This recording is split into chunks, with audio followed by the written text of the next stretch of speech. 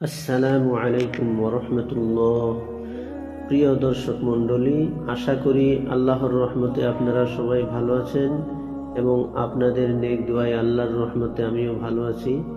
যা হোক, আজকে একটি বিষয় নিয়ে আপনাদের মাঝে আসলাম, যে বিষয়টা অত্যন্ত গুরুত্বপূর্ণ একটি বিষয়, যে বিষয়গুলির জন্যে আমরা দুনিয়া ও আখিরাতে আমাদের শান্তিও হতে পারে, আর যদি সেই বিষয়গুলো যদি আমরা সেই মতে না চলি তাহলে আমাদের অশান্তিও নেমে আসতে পারে, আর আখিরাতে কঠিন আযাবে গ্রেফতার হতে পারে এবং আখিরাতে আমাদের শান্তিও হতে পারে।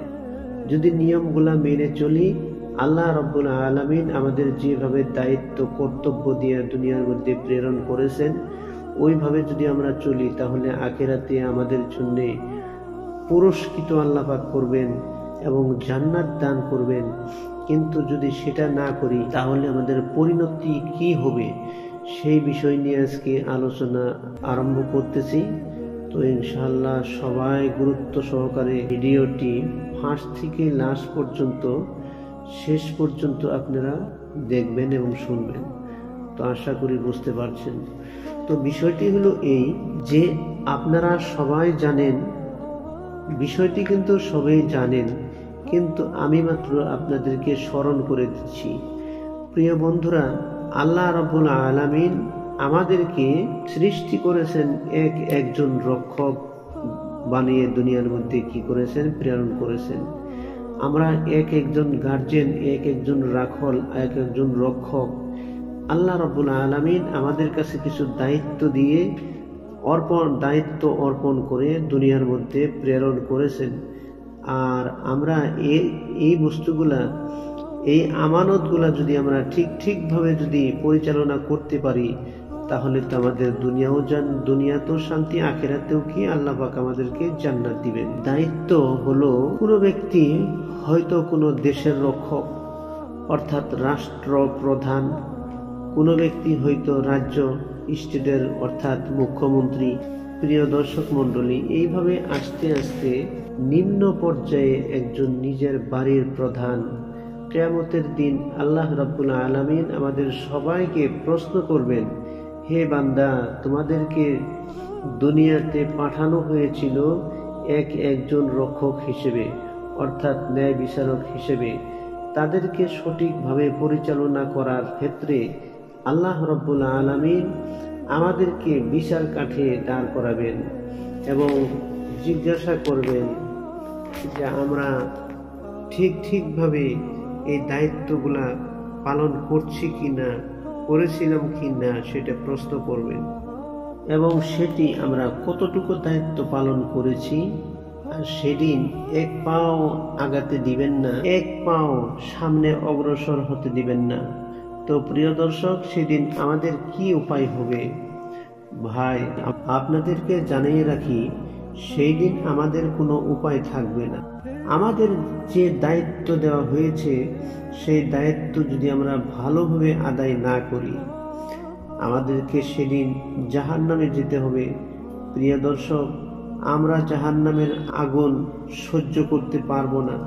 তার কারণ সেদিন যদি একজন ছেলে, একজন মেয়ে, সন্তানরা যদি জাহান্নামে চলে যায় তখন আল্লাহ রাব্বুল আলামিন তাদের কাছে ফেরেশতার মারফতে জিজ্ঞাসা করবেন যে তোমাদের কি কোনো অবজেকশন আছে, কোনো আপত্তি আছে কি, এই মুহূর্তে কোনো কথা আছে?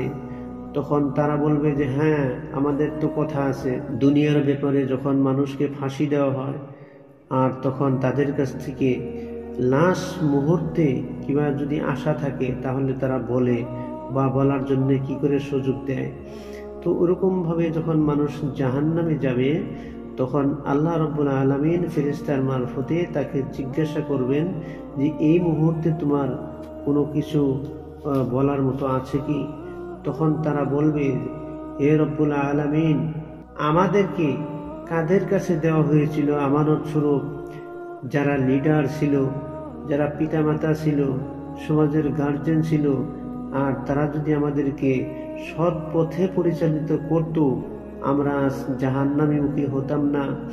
আর তখন তারা বলবে যে তাদেরকে এই জায়গায় আনা হোক এবং তাদেরকে আনা হবে। আর আল্লাহ রাব্বুল আলামিনের কাছে তারা দরখাস্ত করবে যে আমাদেরকে যদি আজকে আযাব দিতে হয়, তাদেরকে দ্বিগুণ আযাব দিতে হবে। যারা সর্দার ছিল, যারা অর্থাৎ যাদের কাছে আমাদেরকে আমানত দেওয়া হয়েছিল, তাদেরকে আজকে দ্বিগুণ শাস্তি দিতে হবে।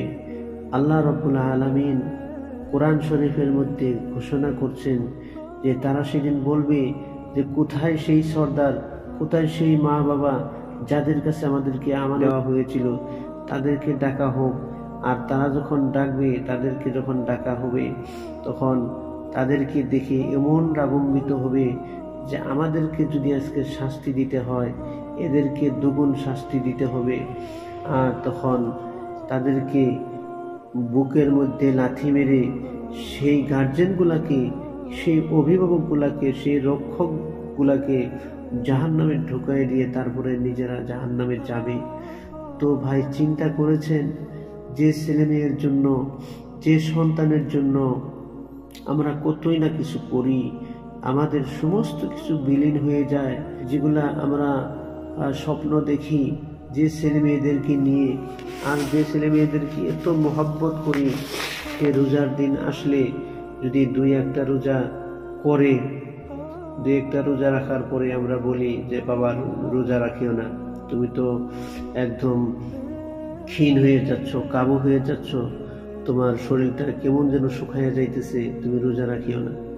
কিন্তু ভাই, চিন্তা করেছেন কি যে এই ছেলে মেয়ে একদিন আপনাদের জন্য, আমাদের জন্য নাজাতের কারণ হয়ে যাবে, আর নসেত আমাদের জন্য কঠিন শাস্তির দাঁড়িয়ে হয়ে যাবে। তো ভাই, ছেলে মেয়েকে, সন্তানকে আদর করব ঠিক, কিন্তু সঠিক রাস্তায় আমরা আদর করব। তাদেরকে মহব্বত করব ঠিক, আমরা সঠিক রাস্তায় মহব্বত করব। এমনটা যাতে না হয় যে ছেলে মেয়েকে আদর করতে গিয়ে আমরা জাহান্নাম মুখী হয়ে যাই, আমাদের আর আখিরাতকে আমরা বরবাদ করে দেই, এমনটা যাতে না হয়। তো প্রিয় দর্শক মণ্ডলী, সেদিন আমাদেরকে বিচার কাঠে আল্লাহ রাব্বুল আলামিন আমাদেরকে প্রশ্ন করবেন যে তোমাদের কাছে যেগুলা দায়িত্ব দেওয়া হয়েছিল, তোমরা কি কতটুকু দায়িত্ব পালন করেছো। আর এই দায়িত্বের ব্যাপারে আমরা জিজ্ঞাসাবাদ যখন করা হবে, এক পাও এগোতে দিবেন না হিসাব না দিয়ে।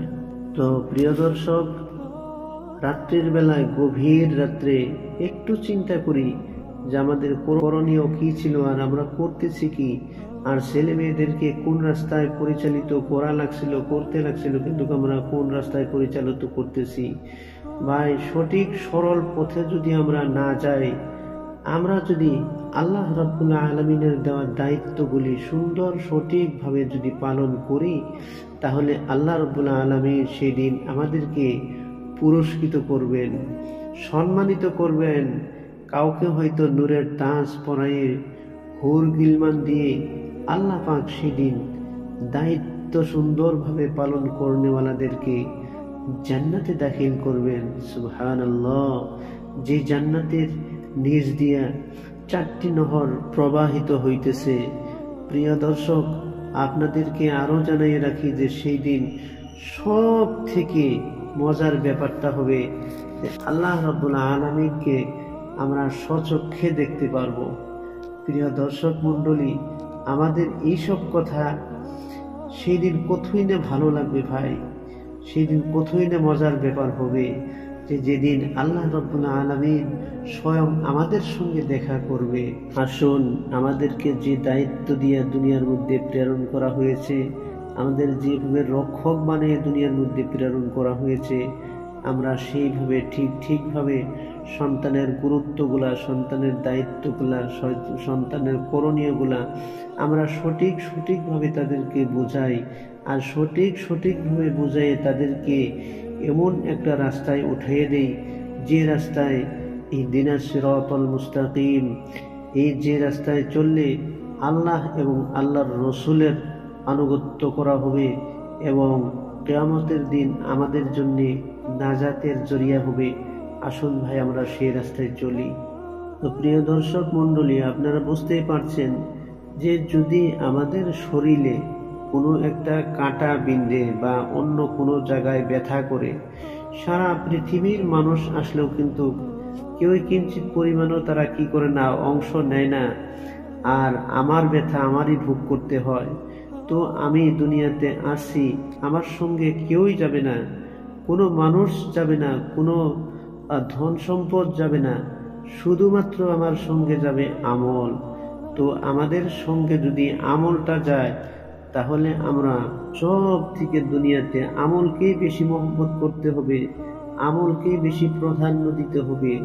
তার কারণ আজকে আমি যে ছেলে মেয়েকে, সন্তান আওলাদকে এত মহব্বত করছি, আর আমি এত ভয় খাই, আমি অন্ধকারে ভয় খাই, আর আমি কবর তো দূরের কথা, আমি মসজিদে একা থাকলেও ভয় পাই।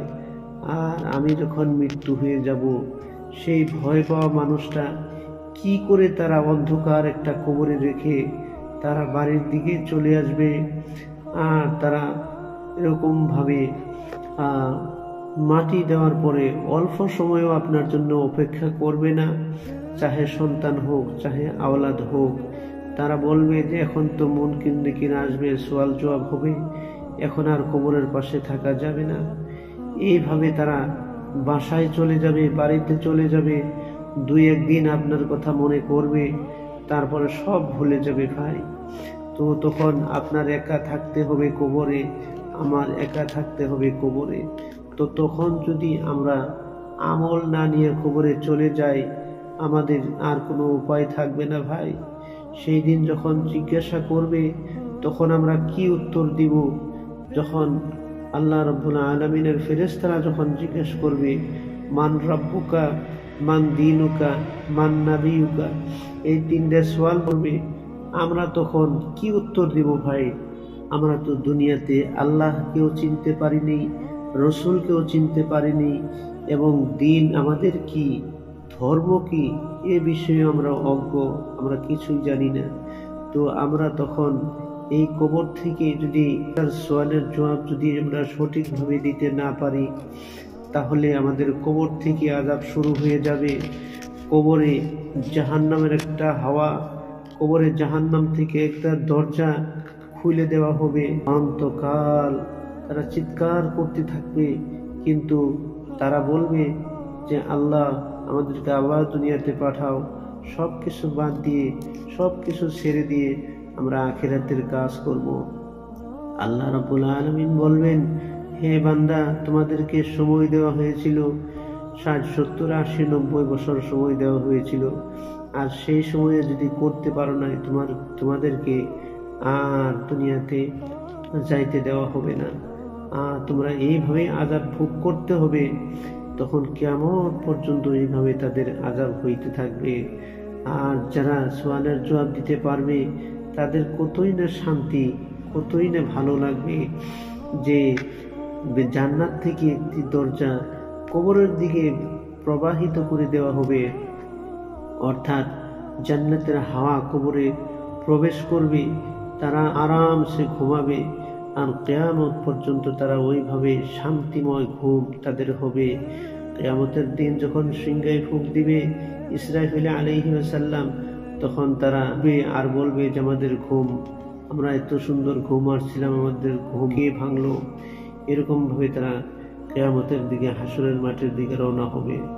তো প্রিয় দর্শক মণ্ডলী, আমরা এই দায়িত্বগুলো যদি সঠিকভাবে আদায় করি, তাহলে আমাদের আর সুখের সীমা নেই, আমরা জান্নাতে যাব।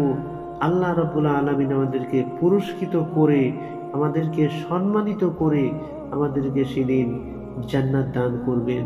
তো আল্লাহ রাব্বুল আলামিন আমাদের সবাইকে যার যেটা দায়িত্ব আছে, হয়তো পিতামাতার যেগুলা দায়িত্ব আছে, সেই দায়িত্বগুলো আমরা সঠিকভাবে আদায় করব ইনশাআল্লাহ। আল্লাহ রাব্বুল আলামিন আমাদের সবাইকে বোঝার তৌফিক দান করুন, আমিন।